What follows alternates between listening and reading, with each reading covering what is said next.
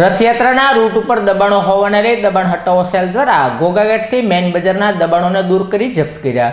મહાનગરપાલિકાનો દબાણ હટાવો cell રથયાત્રાના route ઉપર દબાણોને દૂર કરવા માટે છેલ્લા 3-4 દિવસથી પ્રક્રિયા કરી રહી છે. જે અંતર્ગત ઘોઘાઘાટથી મેઇન બજારની અંદર રથયાત્રાના રૂટ ઉપરના દબાણોને મહાનગરપાલિકાના દબાણ હટાવો સેલના અધિકારીઓએ દૂર કરી જપ્ત કર્યા હતા.